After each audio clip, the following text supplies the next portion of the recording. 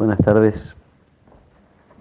Una vez más nos reunimos en torno a la palabra de Dios. Vamos a seguir leyendo el capítulo 6 del Evangelio según San Juan. La gente preguntó a Jesús: ¿qué signos haces para que veamos y creamos en ti? ¿Qué obras realizas? Nuestros padres comieron el maná en el desierto. Como dice la Escritura, les dio de comer el pan bajado del cielo. Jesús respondió: les aseguro que no es Moisés el que les dio el pan del cielo, mi Padre les da el verdadero pan del cielo, porque el pan de Dios es el que desciende del cielo y da vida al mundo. Ellos le dijeron: Señor, danos siempre de ese pan. Jesús les respondió: yo soy el pan de vida. El que viene a mí jamás tendrá hambre, el que cree en mí jamás tendrá sed. Palabra del Señor. Jesús acababa de decir que la obra de Dios era que creyeran en Él, en aquel que el Padre había enviado.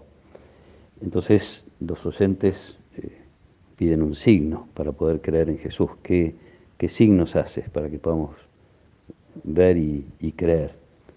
Y entonces hacen referencia a un gran signo, uno diría a lo mejor el signo por excelencia de la historia del pueblo de Israel, que es la respuesta de Dios a Moisés en el desierto. Moisés queda como acreditado cuando el pueblo se queja porque tiene hambre y añora las cebollas de Egipto. Moisés intercede y Dios hace llegar el maná, llamado pan del cielo, donde en realidad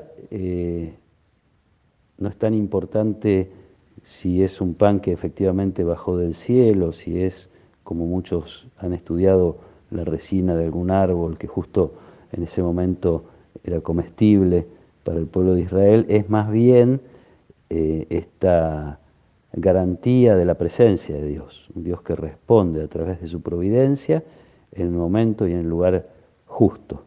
Entonces Moisés queda acreditado como un mediador. Ahora que Jesús dice que hay que creer en Él, entonces esperan un signo. Jesús les aclara que ese no era un pan bajado del cielo, si bien era algo que no les había dado Moisés, sino Dios, pero de todas maneras hay otro pan que es el que trae la vida. Entonces la gente, todavía sin entender, y seguramente con una mirada un poco materialista, les dice, le piden a Jesús: danos siempre de ese pan. Le da pie a Jesús entonces para usar otra vez el nombre de Dios: yo soy, así como Dios se había revelado a Moisés en la zarza ardiente. Yo soy, y en este caso yo soy el pan de vida. Y hablando de la vida, el pueblo de Israel, los oyentes de Jesús, no pueden dejar de tener en lo más profundo de su corazón una nostalgia, diría una añoranza de la humanidad, expresada en el momento en el que Adán y Eva deciden comer del árbol del conocimiento del bien y del mal, es decir, pretenden definir por sí mismos lo que está bien y lo que está mal sin Dios. Y en ese momento el Génesis nos cuenta que pierden el acceso al árbol de la vida.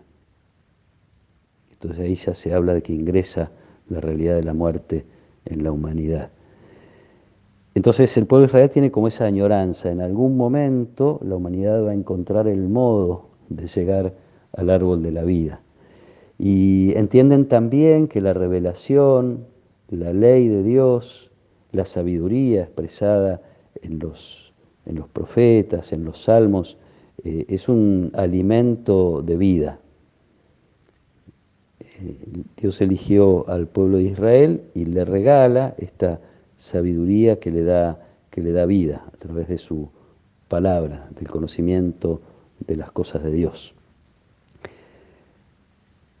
Entonces, cuando Jesús habla de la vida, está hablando de un deseo muy profundo que todos sabemos tener, el deseo de vivir mucho, a veces expresado en el deseo de permanecer siempre jóvenes o de vivir siempre bien. Este deseo profundo del corazón humano que queda, como digo, casi como una nostalgia del paraíso, y ahora Jesús viene a decir que Él es el pan que da la vida. Por eso muchos a lo largo de la historia de la Iglesia a la cruz lo llamaron árbol de la vida, porque es ahí donde finalmente la humanidad tiene acceso a una vida eterna, a una vida plena, a una vida de felicidad, en definitiva, a la vida de Dios. Este Jesús que se va entregando, ahora lo hace a través de su palabra y de sus enseñanzas. Esto es lo que está queriendo transmitir a sus oyentes y a nosotros. Este Jesús nos está regalando cada vez que nos acercamos a su palabra, cada vez que meditamos en la oración sus parábolas, sus enseñanzas, sus signos, nos acercamos a la vida, nos alimentamos lo más importante de nuestra vida, que es aquello que va a permanecer para siempre, algo de lo que Jesús decía en el pasaje que leíamos ayer, hay que trabajar por el alimento que permanece para la vida eterna. Ojalá podamos disfrutar así su palabra, ojalá que el Espíritu Santo nos permita profundizar cada día de tal modo en la palabra de Jesús que sintamos que realmente estamos adquiriendo más vida, que nos llena el corazón, que nos da lo que más necesitamos para vincularnos mejor con Dios, vincularnos mejor entre nosotros. En definitiva, eso es tener vida con mayúsculas, así como la Biblia suele escribirla en estos textos.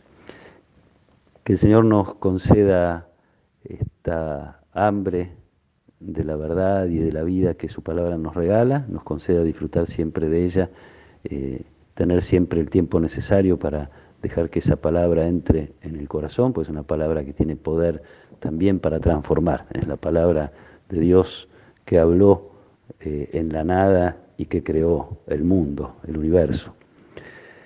Le pido a Dios que nos acompañe en esta tarde, nos proteja, nos bendiga, nos ayude a crecer juntos en la fe. Que los acompañe su bendición, en el nombre del Padre, y del Hijo, y del Espíritu Santo. Amén.